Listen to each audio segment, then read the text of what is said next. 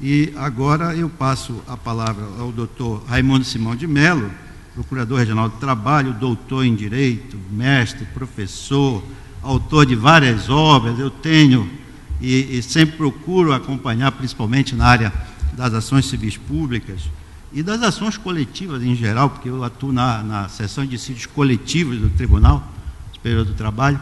Eu tenho a honra, então, de passar a palavra ao doutor Raimundo Simão de Mello para a sua palestra. Em primeiro lugar, cumprimento o doutor Valmir, presidente desta mesa, a quem admiro muito pelo trabalho no TST, inclusive a sua ida para o TST vem ajudando a oxigenar a instituição, juntamente com outros ministros que lá estão. Cumprimento a minha amiga Marinês, que a conheci exatamente no cursinho do Dr. Cláudio Correia, lá na Ipiranga. Sábado, né? Não existe mais. Quando eu, como ela, queria ser juiz. E no final das contas, no finalzinho da reta, vinha ser procurador. Tive que escolher no finalzinho. É com muita satisfação, cumprimento querido professor Fiorilo, sempre professor, foi meu professor, foi meu orientador na PUC. Doutor Fiorilo começou cedo, é por isso, quer dizer, eu tive o privilégio de ser orientando dele. Me lembro que numa das primeiras aulas, sobre direito ambiental, ele chegou e iria começar a aula, e a turma, então, cochichou baixinho. O titular não veio. O que veio fazer aqui esse assistente? Eu falei, não, por acaso ele é o titular da cadeira, ele começou cedo. Como uma vez vi também em relação ao querido colega de academia, professor Malê, numa palestra das Sempre Brilhantes, quando a plateia, ele entra para fazer a palestra, e a plateia, então diz assim, olha, assustada, o que esse garoto está fazendo aí? O que ele veio fazer aqui? Era o palestrante que no final da palestra foi aplaudido de pé. E com grande alegria cumprimentou toda essa plateia, que ainda está aqui. Depois de 1 hora, ouvindo os dois colegas, e ouviriam muito mais tempo, e ainda terão que me ouvir. Serei breve, tentarei fazer aqui algumas colocações, bem para o lado prático dessa questão. O que é meio ambiente do trabalho? Poderia o trabalhador vive a maior parte do seu tempo. Que trabalhador? Como disse o professor Fiorilo, todo trabalhador. É aquela senhora que serve o nosso cafezinho e é o presidente do tribunal. Todos. Envolve não somente o maquinário, os equipamentos, mas o modo de trabalhar, o modo como é tratado pelo seu empregador, e aí nós temos N questões, chamados assédio moral, assédio sexual, a vigília do trabalhador. Ontem eu via, passou lá na televisão, um empregador colocando uma câmera no banheiro. Só que ele, no banheiro lá, no sanitário, só que ele não teve muita sorte. Quando estava instalando, saiu o rosto dele lá. Esse aqui foi esse que colocou. E entre tantas outras questões. Mas tem mais, o meio ambiente do trabalho não é só isso. O meio ambiente do trabalho, como eu costumo dizer, o meio ambiente do trabalho é conceituado levando em conta a pessoa do trabalhador. Professor Fiorilo, nós discutimos muito essa questão lá nos bancos da faculdade. É tudo aquilo que diz respeito, doutor Vinícius, aqui advogados, sindicatos, diz respeito ao trabalhador. Dependendo da situação, até a moradia pode ser incluída dentro do meio ambiente do trabalho, mas que história é essa? Agora o empregador é obrigado a fornecer moradia, doutora Marinês? Bem, depende da situação.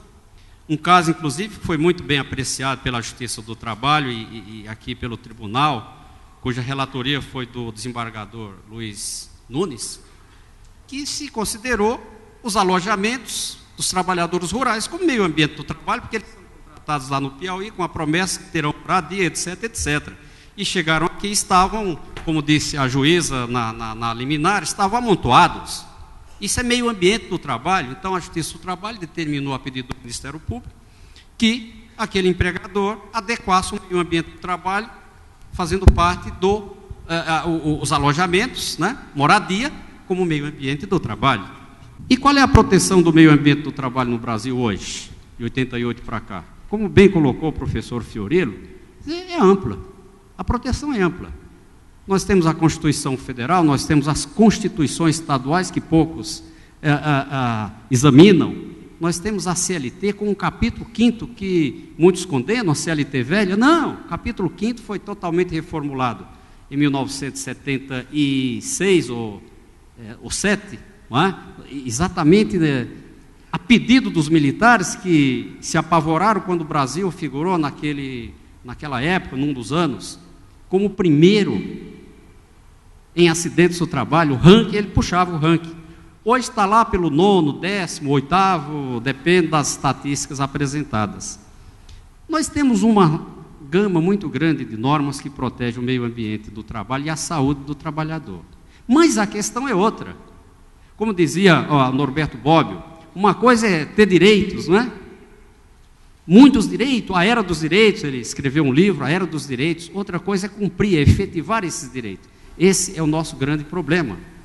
E se exemplifica com a situação atual do Brasil, com relação aos acidentes do trabalho.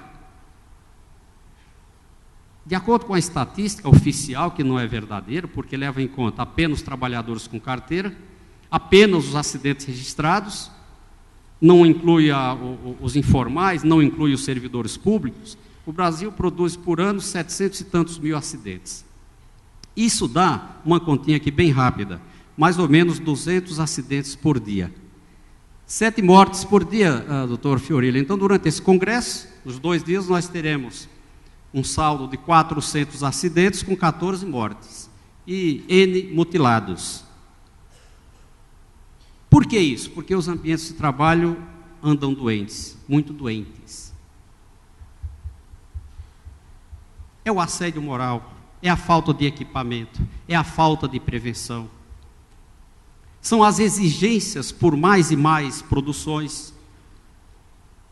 É a forma do capitalismo, do chamado, como diz alguns, do novo capitalismo, que aqui está hoje, amanhã está no outro lugar. Depende do que tem para se oferecer ao capitalismo. Agora, na ida da dona Dilma à China, exatamente, ela fez alguns contatos importantes, inclusive para trazer investidores aqui para o Brasil. Um dos investidores que deve vir para o Brasil é uma empresa chamada Foxconn, que produz os iPads, esses brinquedinhos que nós adoramos. E foi feita lá uma verificação pela Folha de São Paulo, outros jornais. Aquela empresa que é tailandesa está numa planta lá na China com 400 mil trabalhadores. E vem para o Brasil, quer vir para o Brasil para criar 100 mil empregos. Aí se aprofundaram um pouco na verificação das condições de trabalho, aí verificaram assim um fato interessante, muitas grades lá, porque o pessoal na maioria mora na fábrica mesmo, muitas grades. Aí perguntaram, doutor Valvio, por quê? Porque isso tudo virtual, porque não se permitia que a imprensa chegasse lá. Não, é porque o ano passado andaram se suicidando aí alguns trabalhadores, um número considerável. Aí foram lá investigar, bom, mas por que vocês estão se suicidando? Não, é porque os salários são baixos, começa com R$433, no nosso dinheiro, um engenheiro com 5 anos ganha R$1.033, porque temos uma jornada de 10 horas por dia, durante 6 dias, porque não temos isso, não temos aquilo. Está vindo aqui para o Brasil, não sei ainda para onde, mas, quer dizer, isso vai ajudando a adoecer os ambientes de trabalho. E quais são as consequências? As consequências são muitas, são econômicas para os acidentados, seus familiares, para as empresas. que gastam com os acidentes. Para a sociedade, a começar a Previdência, que gasta 4% do PIB, mais ou menos, por ano, com acidentes do trabalho, para cuidar das vítimas, só isso, 4%. Tem uma ideia aí do que representa isso, não é? E, logicamente, que o custo da empresa, ela repassa, e quem é que paga? Nós, a sociedade inteira. Então, quer dizer, e as consequências sociais, humanas, um acidente do trabalho realmente pode acabar com vidas, e pode acabar com famílias. Quem paga tudo isso? A sociedade. E por que tudo isso acontece se temos uma legislação muito boa? E realmente, lá do outro lado do mundo, alguém vê a legislação brasileira, poxa, isso é coisa aí de primeiro mundo. É porque ela não é adequadamente aplicada. É porque não há uma fiscalização eficiente. Não há. O Estado é ineficiente. Por ora a gente tem se preocupado mais, e principalmente o Ministério Público, contra as empresas, claro, porque ela é a primeira a responder pelo meio ambiente adequado. Mas o Estado tem responsabilidade. E a gente discute isso aí, academicamente, e lendo a Constituição, o Estado tem responsabilidade aqui de fiscalizar. Por que não fiscaliza adequadamente? Porque o órgão principal, que é o Ministério do Trabalho, está quebrado. Não tem auditores, é isso, não tem auditores, não tem equipamentos. O Ministério Público, inclusive, com aquelas indenizações e multas, tem até comprado equipamentos para o Ministério do Trabalho. Quer dizer, o que é uma vergonha. Quer dizer, o Estado brasileiro não tem dinheiro para contratar auditores. Já teve 5 mil auditores, hoje tem 3 mil, cada dia são mais ou menos 2,5 que se aposentam. Então, nós estamos começando, Dr. Almir, a chamar o Estado na responsabilidade. Há poucos dias, um colega do Paraná ajuizou uma ação, lá numa frente de trabalho muito grande, aí essas obras do PAC, trabalho degradante, meio ambiente do trabalho totalmente desequilibrado, uma ação civil pública contra o grupo, um consórcio grande de empresas, porque assim, o consórcio ganha a licitação e coloca N empreiteiros lá. Mas chamou também o DENIT, que é um órgão do Estado, para responder. Ontem, o Ministério Público Federal, eu acho que inaugurando uma nova forma de atuação perante o Poder Judiciário, ajuizou uma ação civil pública em Brasília contra o Estado, contra a União. Para quê? Para contratar auditores fiscais do trabalho. Porque tem 200 e poucos concursados e não chamam, por causa do contingenciamento e etc., para fazer concurso. E aí vem uma grande contradição.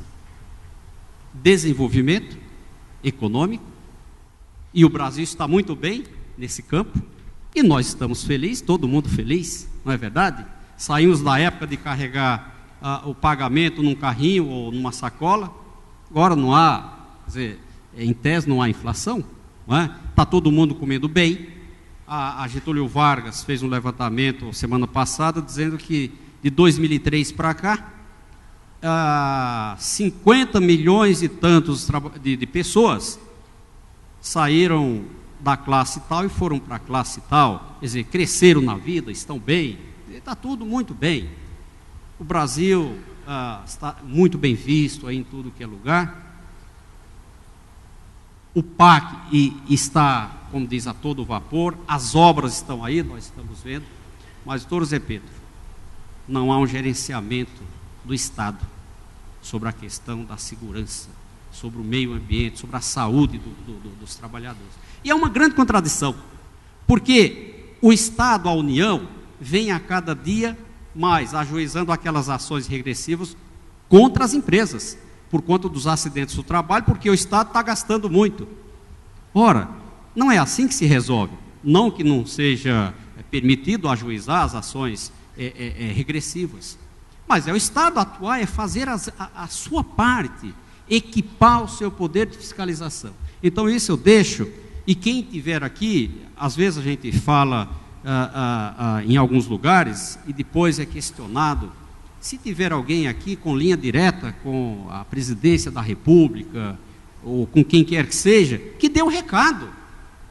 está havendo uma grande contradição. Isso não é compatível com um governo que se diz social, que não vê o lado da sociedade, quer dizer, as questões fundamentais. Como resolver essas questões? E é com prevenção, é precaução. Esse princípio tão bonito, né, é prevenção. E o judiciário vem crescendo muito, a justiça do trabalho vem crescendo muito nesse campo.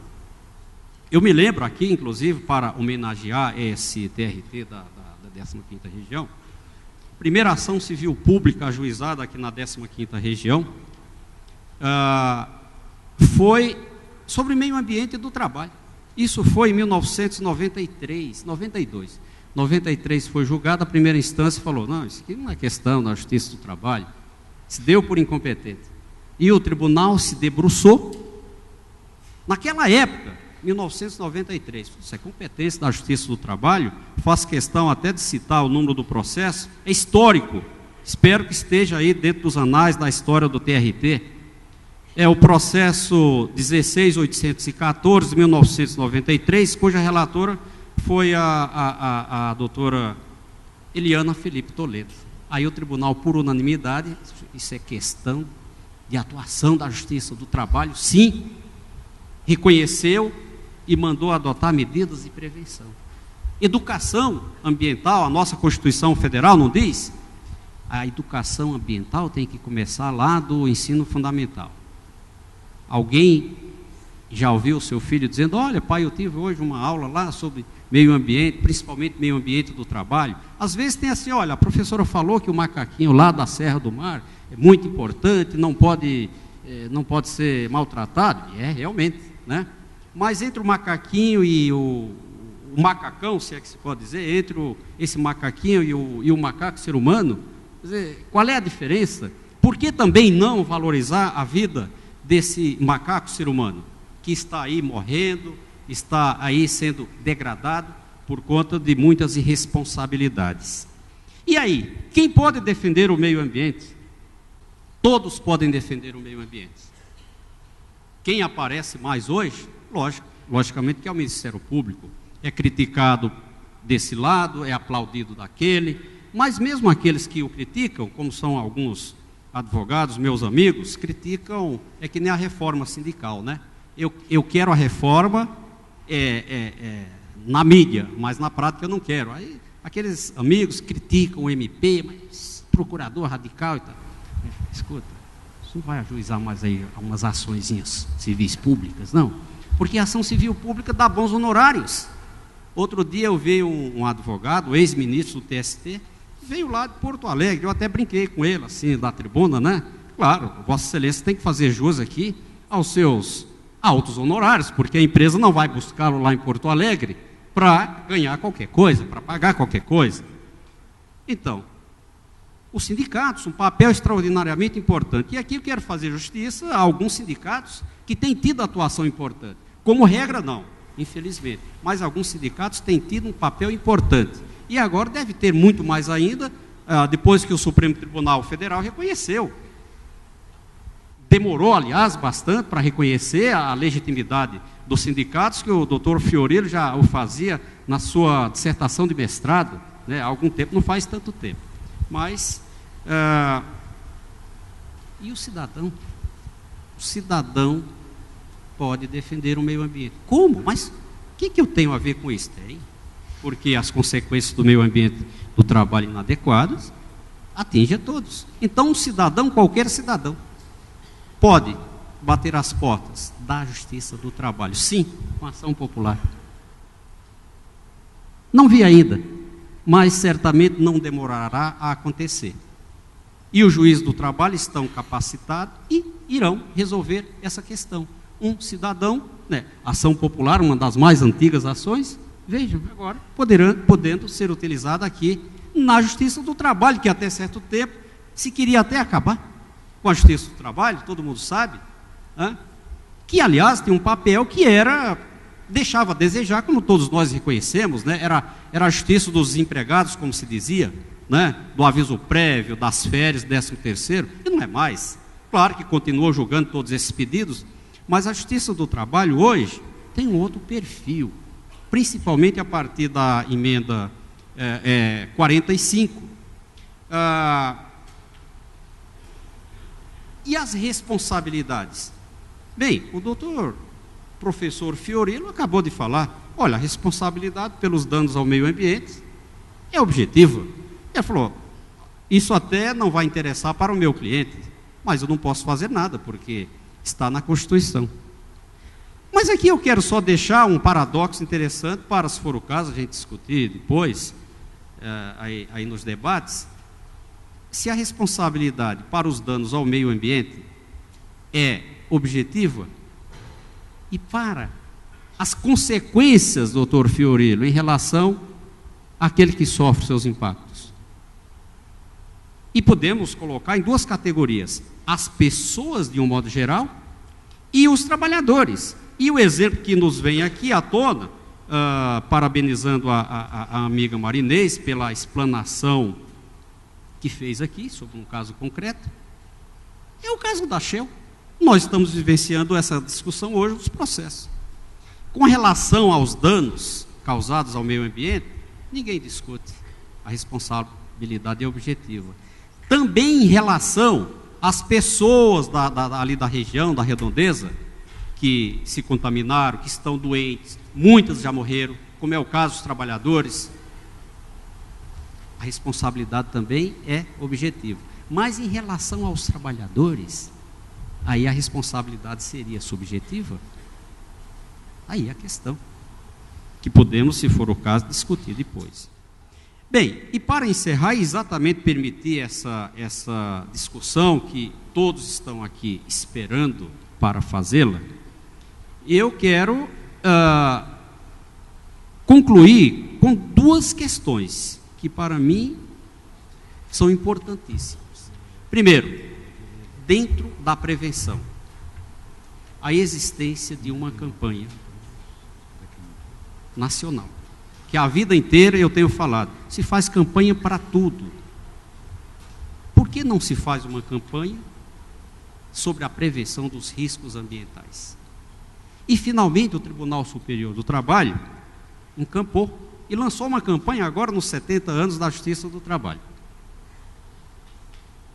Da minha parte, recebeu todos os aplausos. Eu só espero que essa campanha não fique somente onde começou, que ela realmente se desenvolva e que, inclusive, nela sejam engajados outros atores importantíssimos, como os sindicatos e o Ministério Público do Trabalho, que está aí desbravando caminhos antes nunca percorridos. E, por fim, homenagear a Justiça do Trabalho, doutor José Preto.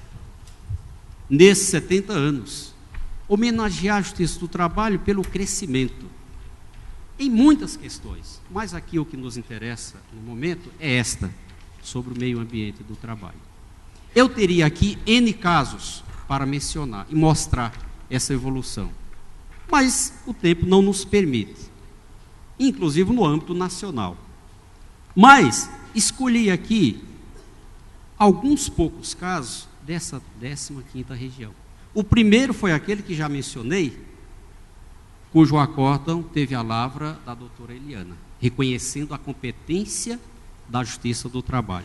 Uma outra foi de 1996, processo de dissídio coletivo 153 de 96, relator Carlos Roberto do Amaral. Do que se tratou?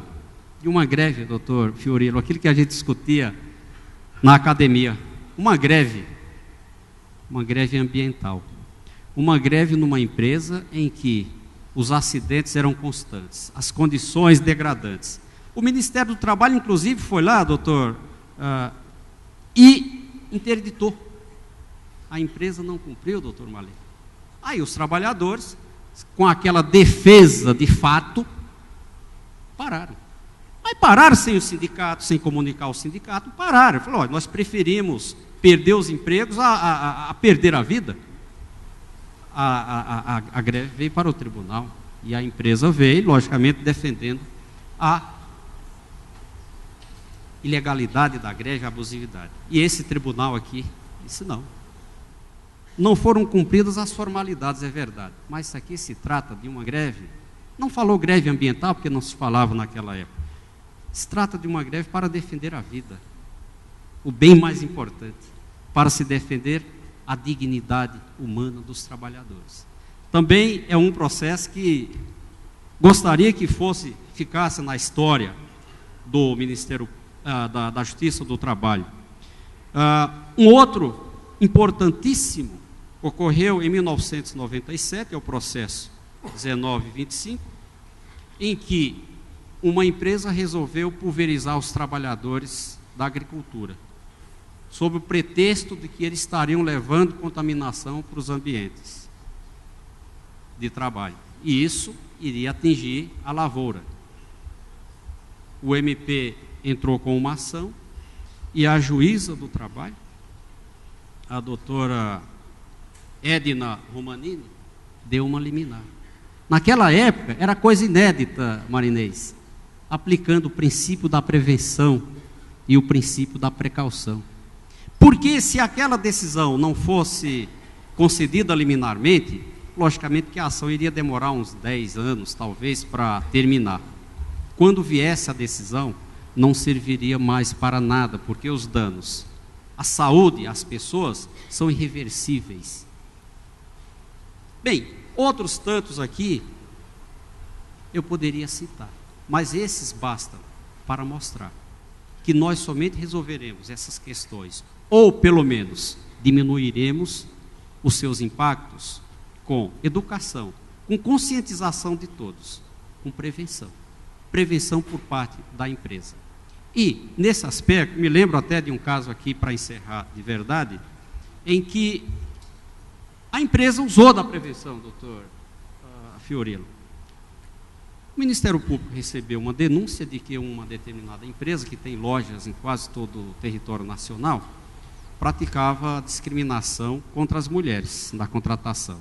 Não contratava mulher casada, não contratava mulher com filhos, etc, etc. E outras. Aí, na investigação, também foi detectado que a empresa não contratava mulheres grandes e de seios avantajados. Bem, aí o procurador ficou realmente inquieto para saber do que se tratava. Chamou uma nova audiência e começou a ouvir o preposto. Aí, enfim, ele, doutor, como alguém que quer se antecipar, muito bem, sabe por que a minha empresa não contrata mulheres grandes de seios avantajados? Porque estatisticamente, era para trabalhar no caixa do supermercado, estatisticamente, essas mulheres têm problema de coluna, por causa do trabalho. E a empresa, exatamente seguindo a orientação do Ministério Público, está aplicando o princípio da precaução. Muito obrigado.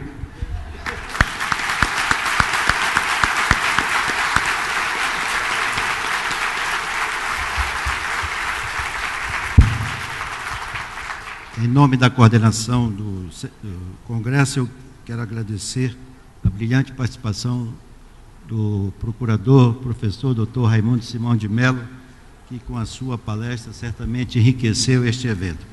Eu vou fazer um breve comentário a respeito, principalmente da jurisprudência do TST em matéria de meio ambiente, apenas para finalizar e depois nós passaremos às perguntas. A primeira vez em que o TST, no plenário do tribunal, se debruçou sobre a questão do meio ambiente de trabalho e a definição e a chamada competência legislativa, teve origem num processo em que se discutia a responsabilidade por segurança bancária, instalação de portas eletrônicas, em que o Ministério do Trabalho havia ajuizado uma ação civil pública obrigando o banco a instalar essas portas de segurança, que na verdade havia até a necessidade supra-individual de qualquer trabalhador, meta-individual, coletiva, porque era a comunidade que interessava, não só os bancários, mas a clientela do banco também, que se sentiria protegida com a instalação das portas. E a grande dificuldade, primeiro, que se teve foi definir que se questionava a inconstitucionalidade de uma lei municipal que criara a regra da obrigatoriedade. E aí nós tivemos que incursionar pela Constituição, que estabelece, primeiro, que é dever do Estado, em geral, no artigo, se não me engano, 144, o ministro Vieira de Mello estiver aqui, Sua Excelência até bem lembrou na sessão, que é dever do Estado, em geral, União, Estado, município, Distrito Federal, a legislar sobre a segurança pública. E a segurança bancária, dentro de um micro-organismo legislativo, estaria inserida nessa competência. E a Constituição, no artigo 30, atribuiu ao município legislar. Não é? Exatamente, 30, inciso 1º da Constituição. E o Tribunal, então, definindo exatamente o que era meio ambiente do trabalho naquela hipótese, porque a Lei 7.102, que regula o trabalho, a questão da segurança bancária, de certo modo, era omissa, e nós tivemos que fazer uma interpretação constitucional. E o Tribunal, por maioria, não reconheceu a inconstitucionalidade da lei. Até se invocava aquela decisão do ministro Marco Aurélio no processo do Rio de Janeiro, mas só que ali era diferente, era meio ambiente mesmo, não era meio ambiente específico do trabalho, em que a atuação legislativa seria apenas e unicamente e exclusivamente da União.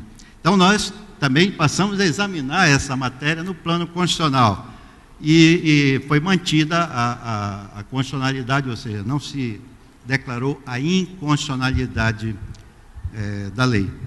E hoje nós já julgamos vários outros casos. Eu tenho um acórdão também sobre instalação de portas de segurança em banco, como a não instalação como dano à moral coletivo, porque interessa a toda a coletividade, meta individual, transindividual, e já há, então, precedente nesse sentido. Eu anotei aqui também o problema da responsabilidade do Estado, que é objetiva, o professor Fiorilo, o professor Raimundo já falaram. E o professor Raimundo Simão fez uma provocação muito interessante, porque se a responsabilidade em matéria de dano ao meio ambiente é objetiva, por que não em relação ao dano individual? Porque se invoca muito o artigo 7º, inciso 28 da Constituição, que trata da responsabilidade subjetiva decorrente de culpa. E eu tenho citado nos meus acordos um voto do ministro do Supremo, Joaquim Barbosa, se não me engano, na ADI 639-DF, em que, para mim, espancou qualquer dúvida que, em matéria de saúde, segurança, medicina do trabalho, onde haja doença profissional ou acidente de trabalho, a responsabilidade sempre será objetiva e não subjetiva, como está previsto no artigo 7º, inciso 28. Por quê? Porque o ministro Joaquim Barbosa, e embora o fundamento não seja o fundamento vinculante nesse processo, que essa ação se julgava a constitucionalidade do artigo 118 da Lei 8.213, que é a estabilidade do acidentado, embora a matéria fosse essa, ele trouxe o argumento, que não é o argumento vinculante, mas é um argumento que gravita em torno do tema principal, obter dictum, como se costuma dizer, não é o argumento periférico, não é o principal, mas ele, argumento, vale também como razão de decidir. Ele diz que o artigo 7º, o artigo 7º da Constituição não esgota os direitos mínimos de proteção ao trabalhador. Então, a meu juízo, invocar a responsabilidade subjetiva como exclusiva nessa matéria, me parece que faz esquecer o próprio artigo 2º, inciso 2º da Consolidação da Lei do Trabalho, que já traz a teoria do risco da atividade desde 1943. Então, nós não precisamos nem buscar no Código Civil, no artigo 927, a responsabilidade civil objetiva para fundamentar. Então, me parece que, pelo menos na primeira turma do Tribunal Superior do Trabalho, nós já caminhamos para construir, com um acórdão pioneiro do ministro Vieira de Mello, que esteve aqui no painel anterior, para construir esta tese, e eu trouxe esse fundamento salvo engano, da ADI 639-DF, como obter dictum, mas exatamente um fundamento válido para justificar a adoção da teoria da responsabilidade objetiva. E também não entendo que, só porque o Código Civil é de 2002, o atual, não possa ser aplicado a situações pretéritas, porque aí não se aplica princípio de retroatividade de lei, quando a própria lei atual decorre de uma construção doutrinária e jurisprudencial a respeito do tema. Eu queria aqui apenas pontualmente citar 3 hipóteses de trabalho que eu considero, de certo modo, opinião pessoal minha, em razão da multidisciplinariedade mencionada pelo professor Fiorilo. Eu queria trazer aqui o chamado trabalho escravo. Dentro do meio ambiente de trabalho tem muita importância, né? O trabalho doméstico, eu estive agora na OIT, participando da elaboração da Convenção 189, da recomendação, e está na Convenção trabalho decente para trabalhadoras e trabalhadores domésticos, está assim o título, trabalho decente, quer dizer, até o próprio meio ambiente de trabalho do empregado doméstico é preservado como sendo um meio ambiente salubre. Vai haver, inclusive, se o Brasil ratificar, possibilidade até da fiscalização em determinado local, verificar o cumprimento das obrigações, e nós vamos ter que tratar o trabalhador doméstico como qualquer outro trabalhador que ele é, sem qualquer discriminação. Eu não sei por que a legislação brasileira discrimina esse tipo de trabalhador, não vejo razão alguma para discriminar. A meu juízo, só pode ter doméstico quem pode cumprir com os direitos do trabalhador, quem não puder não tem, não deve ter. Isso é uma opinião pessoal minha, não é do ministro, é do cidadão, é do ser humano. O outro trabalho que eu considero penoso é o canavieiro. Eu estou com 2 processos com vista regimental, porque nós temos uma orientação jurisprudencial que, a meu juízo, está defasada no tempo e na história. Acho que é 235, que diz que no trabalho por produção, o trabalhador só faz jus ao adicional de hora extra e não hora extra. E eu estava lendo um trabalho publicado num livro sobre ações coletivas, não me lembro o nome da autora, uma juíza, se não me engano. Ela demonstra que o canavieiro, e todos aqui conhecem que essa região tem muito trabalho rural, o trabalho dele é tão fatigante, estafante, que ele morre por volta de 37 anos de fadiga. É o famoso boia fria, e a boia é fria mesmo. Quando ele vai comer meio-dia, já esfriou. Então ele produz entre 14 e 17 toneladas de cana por dia para ganhar R$1.000. E aí ele chega para pedir hora extra, porque ele não tem horário. A Constituição aí é desprezada, ou seja, a Constituição não existe para esse trabalhador, pelo menos pela jurisprudência nossa, porque ele deve trabalhar, mas só ganha 50%, as horas já foram remuneradas. Não foram remuneradas. O trabalho dele, a produção é que é remunerada, não as horas de trabalho. E aqui o cumprimento do tribunal é daqui da 15ª região, as decisões que eu considero que são decisões de vanguarda.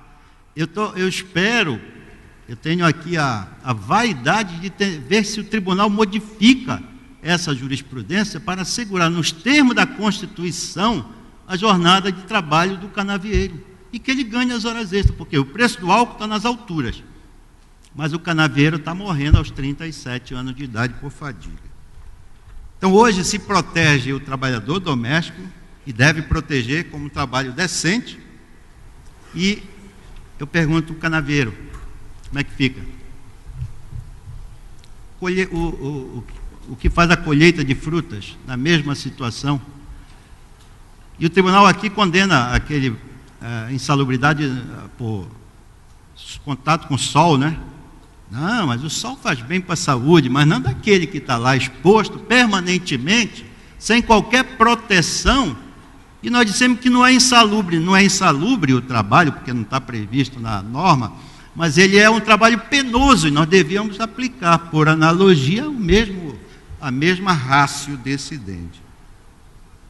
Parece até que eu estou fugindo do tema, mas não estou não. Dentro do meio ambiente do trabalho devem ser criadas condições para que esse tipo de trabalhador não sofra esse tipo de pressão. ou de discriminação. Então, era isso. Eu queria expor que o Tribunal Superior do Trabalho também está atento e examinando essas ações novas. É claro que elas chegam com muito tempo no Tribunal Superior do Trabalho. Nós ainda não temos um mecanismo igual o STJ tem, de julgar uma ação e aplicar, espraiar para todos os outros casos que esperamos que nós tenhamos no futuro.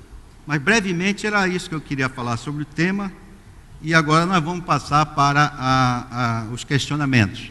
O servidor Eduardo Campos questiona aqui a destinação de valores tão elevados ao FAT.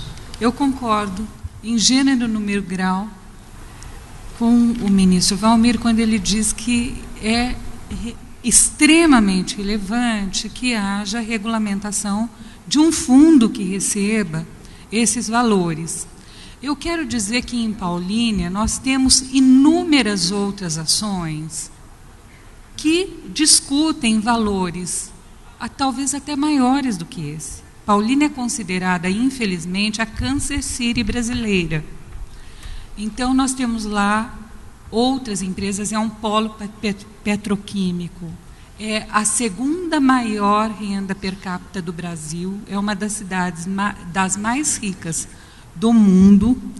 Em compensação, existe lá um passivo ambiental absolutamente sem precedentes. Então, é extremamente relevante a regulamentação desse fundo. Entretanto, neste caso, por que esta sentença levou algum tempo para ser proferida? Porque a sentença em si, como eu já disse, ela tem um raciocínio jurídico muito simples, muito singelo. É que durante um ano, como eu já disse, nós tentamos a conciliação das partes. E eu espero que ela venha a ocorrer para que não haja a destinação deste valor para o FAT. E qual é a base da conciliação que desde a primeira audiência foi tentada, à época então com a presença do doutor Adilson, do saudoso doutor Adilson Bassalho Pereira, não é? É que a BASF, e a BASF concordava com essa questão, equipasse ou construísse em Paulínia uma clínica para cuidar de crianças e jovens com problemas genéticos. Há uma incidência gigantesca deste problema em Paulínia, e que a Shell construiu equipe em Campinas ou em Paulínia de um hospital para tratamento do câncer, especificamente, e que se responsabilize pela saúde de todos os seus ex-trabalhadores. Eu proponho-me publicamente a chamar todos os interessados, inclusive os juízes cíveis, porque há ações também tramitando na Justiça Comum, que ainda não têm decisão, não é? Para que, quem sabe, nós realizemos a construção também de um acordo que seja paradigmático e que envolva não só a Justiça do Trabalho, mas que beneficie toda a população do entorno. Uma coisinha a mais aqui é que eu queria pedir desculpas, porque na pressa de terminar minha fala e premida pelo tempo, eu cometi a indelicadeza e tinha aqui até a anotação de deixar de agradecer, de deixar, em primeiro lugar, de parabenizar o tribunal do qual eu me orgulho de ser juiz há 20 anos pela realização deste evento, e o faço no nome, então, do presidente Burato e do Dr. Pancotti, agradecendo muito a organização de ambos e a toda a equipe, e também na pessoa do servidor Roberto Babini, e toda a equipe de apoio incansável em atenções para conosco. Obrigada, Excelência. Obrigado, doutora Marinês. Vai ser apenas uma pergunta por participantes, em razão do tempo, eu passo a palavra ao doutor Fiorilo para responder a indagação que lhe foi formulada. Ministro, na verdade não é uma indagação, é um registro. Então eu vou ser porta-voz, até porque, como é uma colega advogada, eu, até de maneira corporativa, vou fazer o registro. Vem, através dessa, registrar a exceção à regra quanto à atuação do sindicato na defesa da saúde dos seus representados.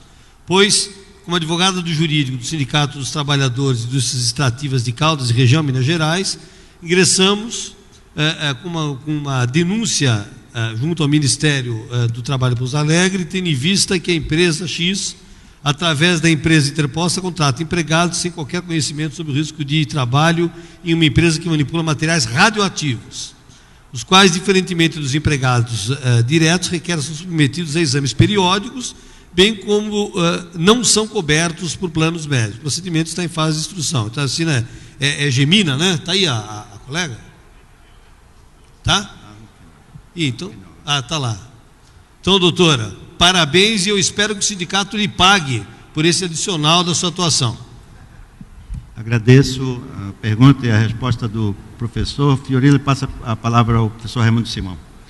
Bem, agradecendo mais uma vez aqui ao tribunal pelo convite, eu respondo à questão aqui com várias considerações a respeito de denúncia perante o MP, ação popular. Mas a questão básica aqui é a seguinte: como um funcionário ajuizar uma ação popular, ele não sofreria represálias? Claro, qualquer ação, todo mundo sabe, por isso que até certo tempo se diz que a Justiça do Trabalho é a Justiça do Desempregado, porque só reclama perante a Justiça do Trabalho quem está desempregado, e é uma pequena quantidade. Então, realmente, na prática, essa ação não é para aquele que está trabalhando, e principalmente contra a sua empresa. Quando eu falei qualquer cidadão, é que pode ser qualquer cidadão. Por exemplo, para facilitar, um cidadão que já está aposentado, doutor Almir, não tem problema nenhum, conscientizado, né, de ajuizar uma ação popular na defesa do meio ambiente do trabalho dos seus ex-companheiros de trabalho. Pode correr o risco do juiz dizer que ele não tem interesse processual. Bom, mas não é claro. Aqui foi formulada uma pergunta, mas não disse qual é o palestrante, nem tem o nome da pessoa. Não sei se eu... Não, talvez a pergunta sobre adicional de penosidade não regulamentada. Eu acho que eu já falei. Se mandar de injunção, né? Ou eu acho que até num dissídio coletivo, aí, quem sabe, criação de norma, né? Não sei, para pensar. Tem a pergunta aqui para mim, na verdade não é pergunta, é um registro em defesa das entidades sindicais feita pelo advogado Eduardo Figueiredo. Ele direcionou a mim. Gostaria de deixar registrado que é o próprio Ministério Público do Trabalho e até a Justiça do Trabalho, através do colendo do TST, que inviabilizam a atividade sindical. O primeiro, através de ações civis públicas, exigindo a devolução de contribuições destinadas ao sindicato e a proibição de cláusulas que estipulem a contribuição assistencial de custeio. O segundo, pela manutenção do enunciado 119, não é enunciado, é precedente normativo, o qual serve de fundamentação para a sentença de primeiro grau. Atualmente, alguns sindicatos não reúnem condições financeiras sequer para a contratação de profissional advogado para entrar com estas ações. O registro em defesa. Primeiro que eu não fiz nenhuma acusação.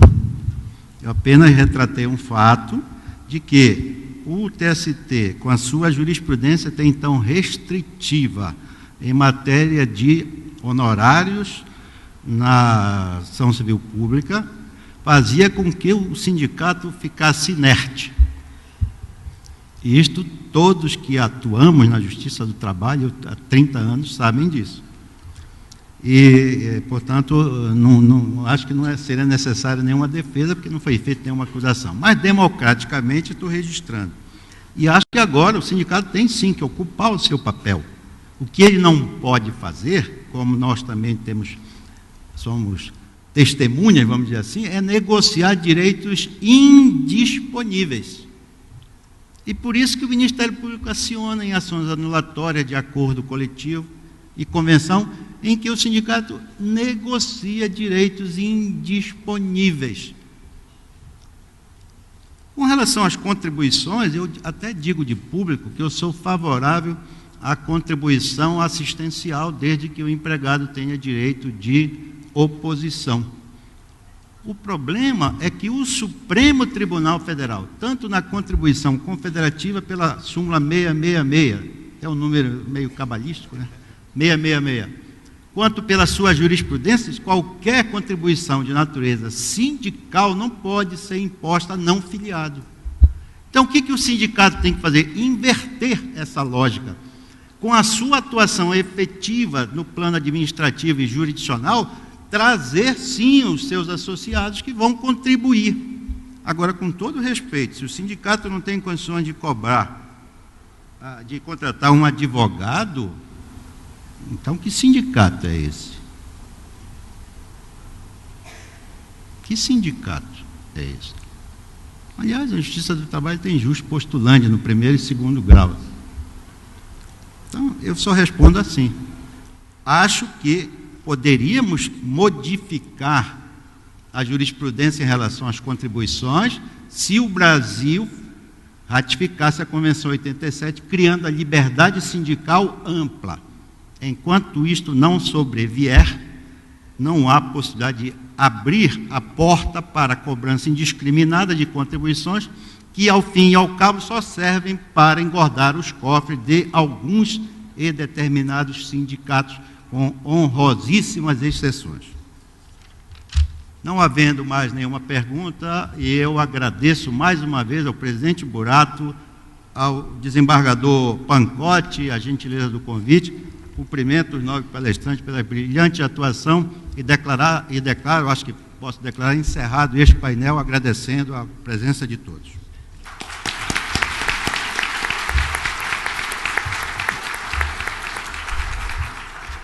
E para a nossa tradicional entrega da lembrança do Congresso aos nossos participantes, convidamos o excelentíssimo desembargador decano do TRT da 15ª Região, Dr. José Pedro de Camargo Rodrigues de Souza.